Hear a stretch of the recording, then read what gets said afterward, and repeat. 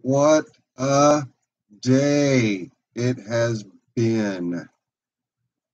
We'll give you guys a few minutes to get in here. As soon as people start wandering in, I'll tell you about my day.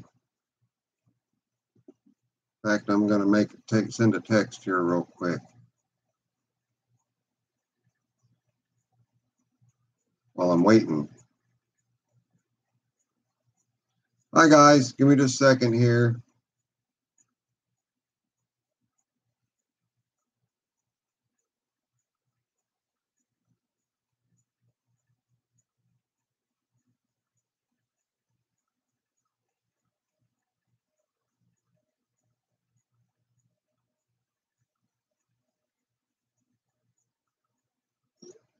Sorry about that, guys. Hello, Tom and Bryce. How are you, buddy? Yeah, it's been a couple weeks. I wasn't on last Sunday. I have had I've had an interesting day. We'll just leave it at that. I've had an interesting day. And most recent thing. Hey, Dave, Glenn, Dave, two Daves, Dave Lambert and Zombie Dave. Great to see you. I had a day. Golly day, I had a day. Started when I got home from going to the grocery store and opened up my freezer to start throwing my groceries in there.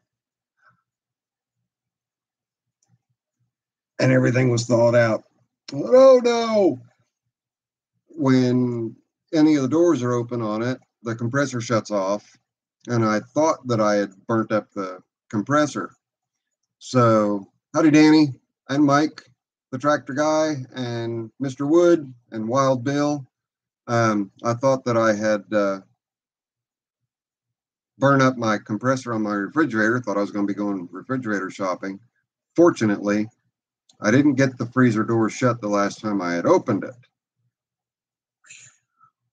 And I didn't lose a ton of food. So that was a good thing. The refrigerator was, the freezer's on the bottom, the refrigerator's on the top. It's a French door deal. And everything in the fridge was still 45 degrees or colder. The freezer was 50 degrees. I was like, oh no. But fortunately, all's well that ends well. I cleaned the condenser and everything off and the accumulator out of the back. And howdy, Roadrunner and David, Mr. Fisher. Great to see you. But anyway, just a day. And then I was just now emptying out my pockets to get ready for the live stream, and then afterwards hop in the shower and whatnot because it's been hotter than Hades here. And I have a key ring that I carry in my pocket on a suspension clip that's got every key to my life on it for all the vehicles, all the motorcycles, my PO box, everything is on that keychain. I also carry another set of vehicle keys, whichever vehicle I'm driving. Well, they're missing. I helped. That's what this text was about right here. I helped Miss Lisa's daughter and boyfriend move this weekend, and I had to do a repair to the dresser drawer. And in doing the repair, I remember pulling the keys out and using that flashlight on my keychain to look in there and retrieve some ball bearings from one of the tracks that had fallen out. And I think I left the keys in where the drawer goes into. So Chase right now is checking. He's going to pull the drawer out and look behind the drawer and see if I left my keys back in there. Fingers crossed. That was the last time I remember using them. Meep meep Roadrunner. Nothing but trouble with those fridges. Ugh.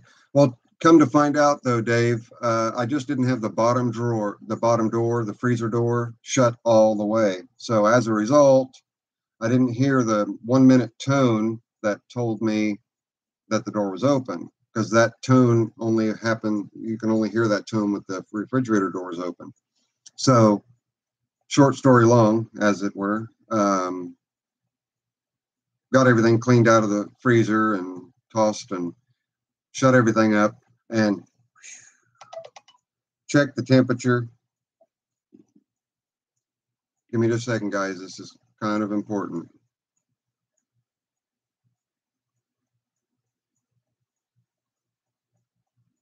Sorry, sorry.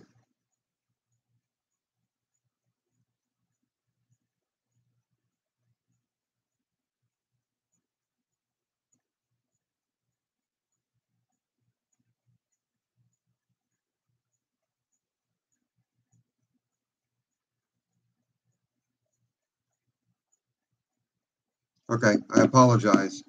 These keys are like my lifeline. So far we're not finding the keys, but the freezer came up, or rather down really quickly to 28 degrees. So all's well with the world with the freezer and the refrigerator. It's just the bottom door wasn't shut. So that's all fine.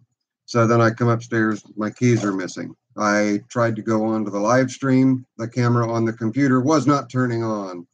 Today is my Sunday the 15th. I did not have a Friday the 13th. It was a good day. Today is payback, I guess. It's just literally been one of those days. I came out this morning and Smokey, the Goldwing, is peed a trail of gas.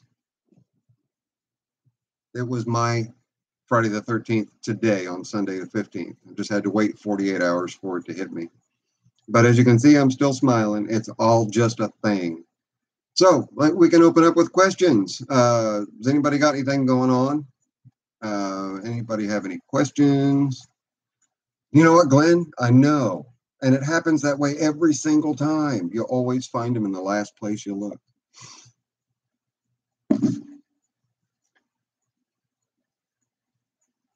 Today was, well, everything didn't really turn to crap, but everything sort of did. It was just, it was an unusual day. It was my Friday the 13th, just 48 hours later. It was a good day. I don't have any complaints about it. Spent a couple hours at the grocery with Lisa, just messing around and having a good time. I mean, it wasn't a bad day. Nothing actually turned out bad other than my keys are missing right now. Why would you have to hold the choke closed on a 5-horse Briggs? It's on an 81 tiller. Pull the carburetor up out of there. Chances are your pickup tube on the bottom that comes up and fills a little reservoir on the tank. It's possible that little reservoir is dirty and you're not siphoning as much fuel as you need to. Okay, Chase hasn't run across me. Sorry, guys. Hang on.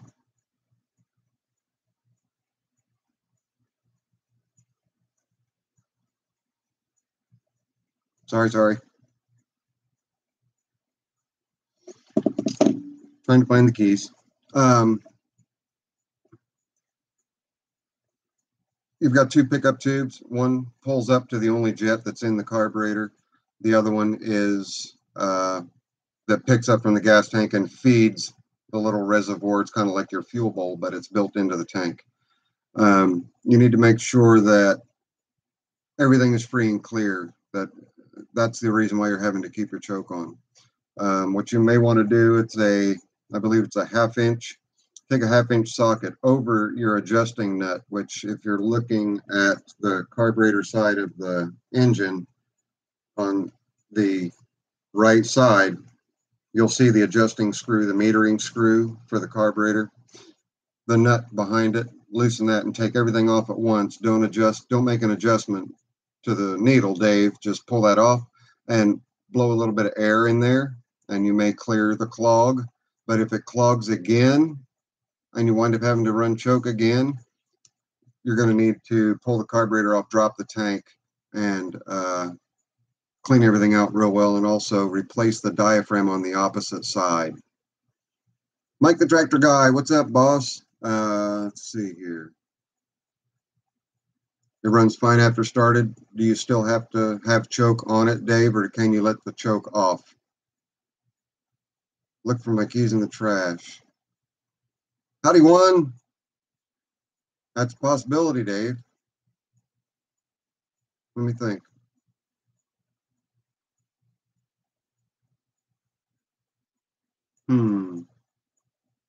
That's a possibility.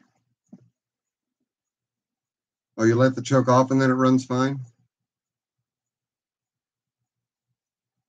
Okay, well, it's typical to need the choke on a cold engine. But if you're having to re-choke it after it's warm, it's possible that it's just starting to get some sediment in there that needs cleaned out. A thorough cleaning never hurts if it hasn't been done for a while. Mike, yes. It helped buy my groceries. I thank you very, very much. Yeah, that works for me as long as it works for you. So we're all good.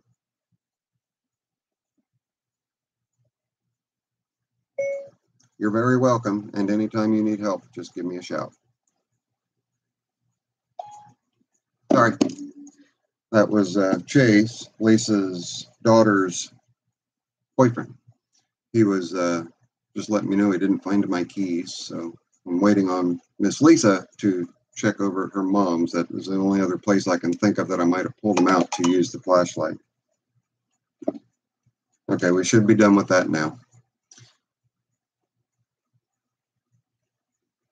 It pulls the choke in when you try to start it. Oh, I'm sorry, Dave. All right.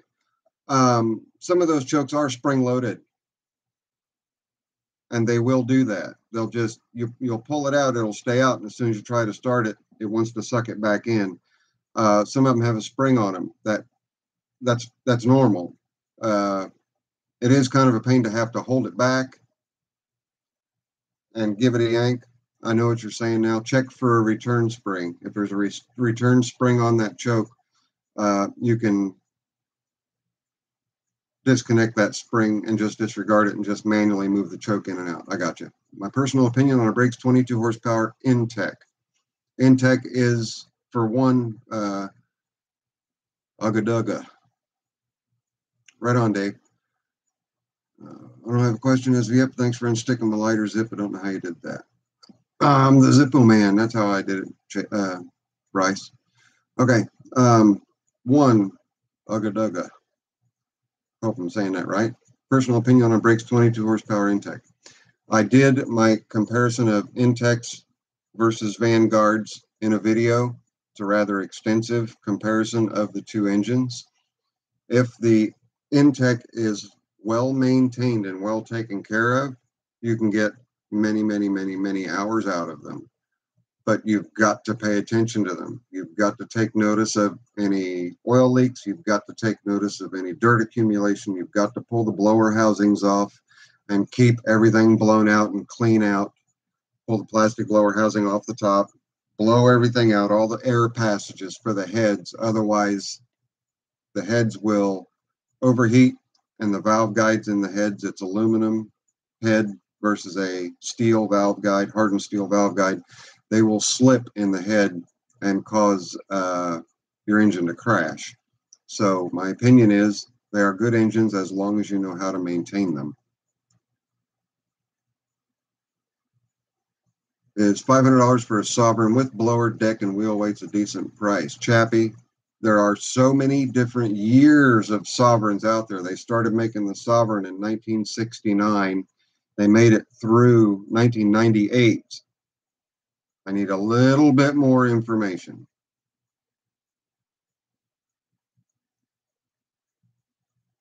Every time you crank it, you have to fully choke it so it will start even after it has run for a while. Then the carburetor needs a thorough cleaning. Mike Tractor Buy, you have a couple questions. What is the belt size for the transmission belt on the 725? One I bought is too tight. Also PTO belt size. Okay, Mike, I'll get with you on that in emails. But if you look at the PDF file I sent you, it gives you belt links. You can go to simpletractors.com, simpletractors all one word.com, and there, or excuse me, I take that back, .net, the old website, and go to the homepage. The homepage that comes up, there's a bunch of selections on the left-hand side that you can go to. You want to go to parts over there, and in the parts, you'll then go to the belt reference, and it will give you the belt length by part number. So take the part numbers out of the manuals I sent you. Go to simpletractors.net and you can get all of your belt lengths, your deck belt length, your mid PTO length, your final drive belt length. All of those can be obtained that way. If you don't get it, let me know. I will get with you on an email and send you I will look them up myself, which is what I would have to do, and send you the belt lengths. That's all right, Willie. I'm just glad you made it, buddy. Howdy, Guilford. Back to one. Every time you crank it, you have to fully choke its little start, even after it has run for a while. That's indicative of a dirty carb, where some of the passages and those carburetors they can be problematic if they're not kept, if good clean gas is not kept in them, and also treated for ethanol. Ethanol wicks moisture, which wreaks havoc on all carburetors. So if you're not using a fuel stabilizer, I highly recommend using a fuel stabilizer from here on out. And the carburetor's more than likely going to have to be pulled off, cleaned, and rebuilt. Dave, when is greeting meet? I'm not sure. Yeah, I can't make it all the way up to Bronson. Can't kill me. I'm sorry, brother. That's way too long of a drive for me. Your low speed screw acts up every once in a while, even though it gets run all the time. Willie. Very good, Mike. Yes, there are. I've had them overheat and warp. All right, we are not finding these keys anywhere. That sucks.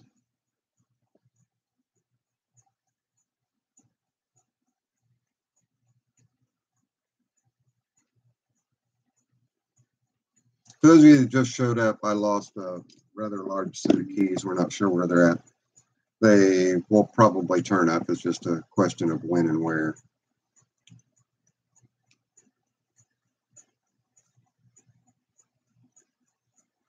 Is the problem with them, Mike, that they get hot and then they warp, and then the O-rings will no longer seal them? Is that what happens? You touch the screw and the engine stops hunting. Let me scroll back up, Willie. Low speed screw acts up every once in a while. You touch the screw.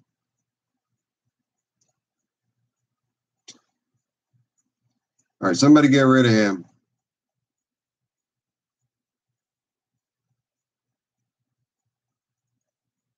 Got him.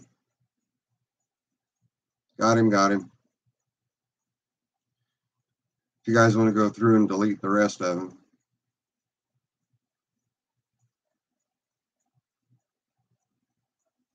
Or I'll get him.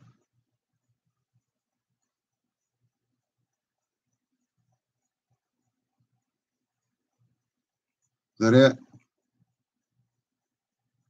All right. Chemo 2002, you're grounded.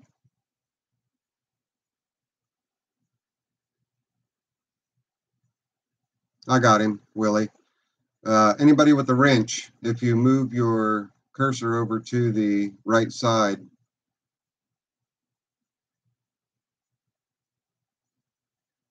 I got to remove the user. He's trying. Hide user. There we go.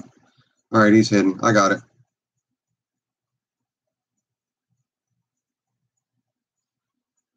I got it.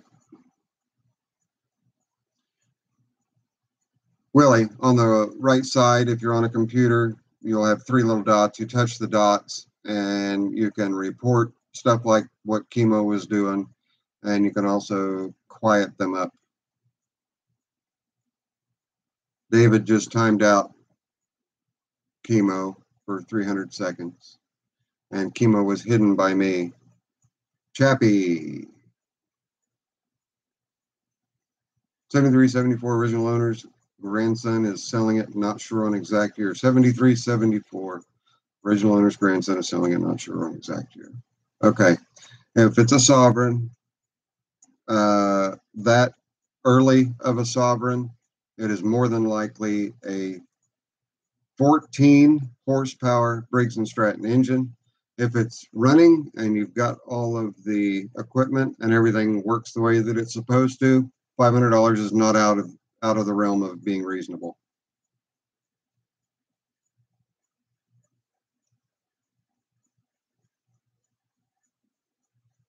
Okay, Mike, thank you very much. Brody, what's happening, buddy? Yes, Glenn, what Glenn said, check the bevel gearbox. Chappie, I've got a series on what to check when looking to buy the Simplicity and Alice Chalmers. Give that series a look. And most of what I say on there, even though they're older machines that I'm talking about, most of those translate over to the later model machines. Good things to check out. And it's also ways to help you get your price down if you find things that are wore out.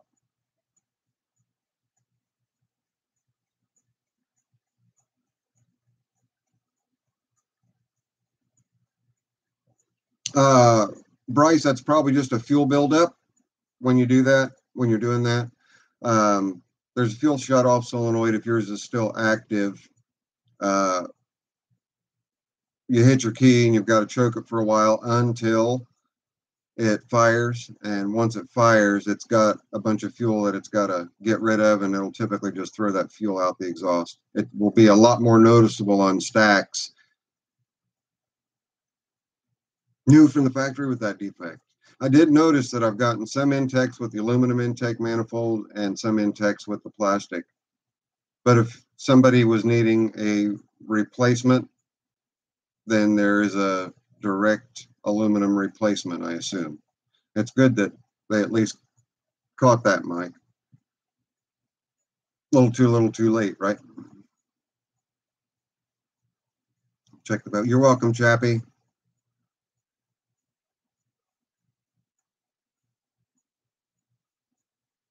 Bryce, did that answer your question? It's not doing it because of the headers. You're just noticing it because of the headers.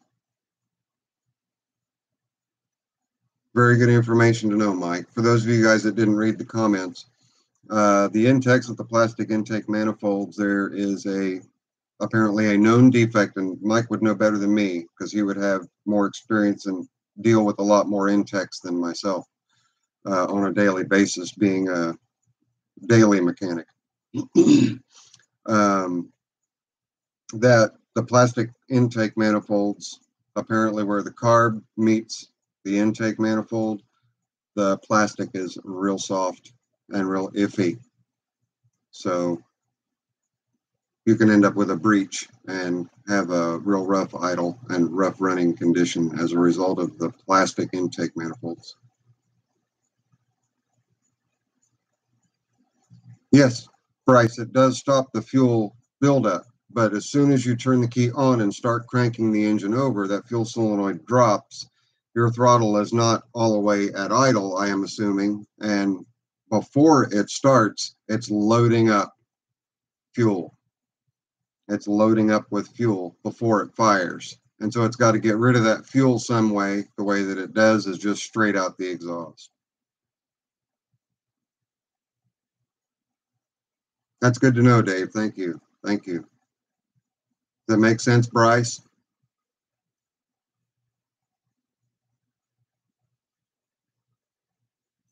And also, when you shut off the intakes, shut them off on full throttle so that your butterflies are wide open.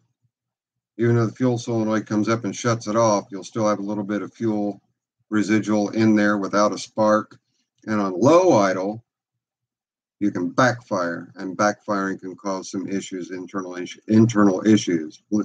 Mike, the tractor guy, can confirm or argue that by having the throttle all the way open, you're sucking in plenty of air. Your chance of dieseling and firing and backfiring like that are greatly reduced by having the throttle all the way open versus all the way closed when you shut the engines off.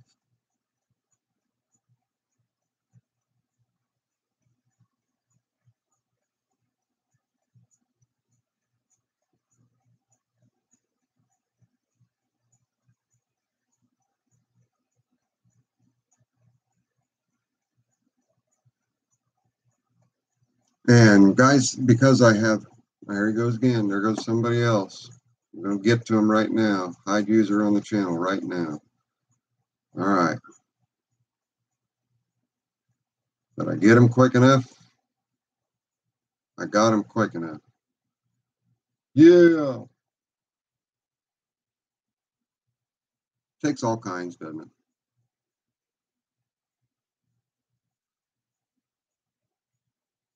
Thank you, Glenn. You were quicker on it than I was. I got in there as quick as I could. All right, guys, I'm going to give it only about 4 more minutes. We'll cut it off at a 30-minute tonight, mainly because I've got some keys to try to track down and hunt down and find.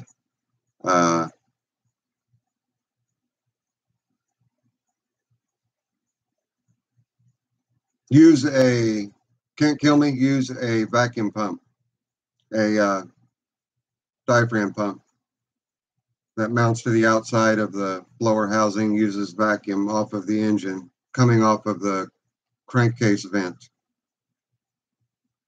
or coming off of the carburetor. Put a little hole in it with a little hose going to the fuel pump. It's a pulse pump, I guess is what they call it. Use a pulse pump. Don't worry about installing a mechanical fuel pump in it. Howdy, 90 Bob.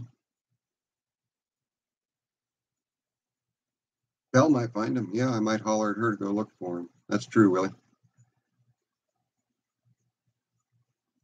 No, all the way open. Good evening, Pete. Apologize, Pete and 90. I'll be shutting her down here very shortly.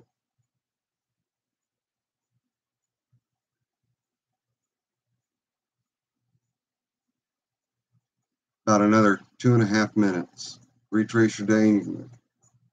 Yeah, well, the thing is, I don't remember having them I don't remember having them today at all. So they disappeared yesterday. So I've got to retrace quite a bit, and I did quite a bit yesterday. And I can't remember when I pulled them out of my pocket. So I've got to go look around my place. Hello, Dr. Spooks. The people that I'm blocking are giving the thumbs down. That's okay. It doesn't bother me. Howdy, go-karts. And I apologize to all of you for cutting out. I mean, usually I'm in here for 45, 50 minutes or so, but we're going to do the 30 minutes today so that I can keep chasing around, try to find those. Yes, Glenn. Road King sent you over. Go-karts gone fishing. 7 o'clock on Sundays, guys. If I'm not here at exactly 7 p.m., then chances are I will not be on. But every Sunday at 7 p.m., if I'm not on at 7, I won't be. If I am going to be here, I will be on at 7 p.m. So I appreciate Road King sending you over.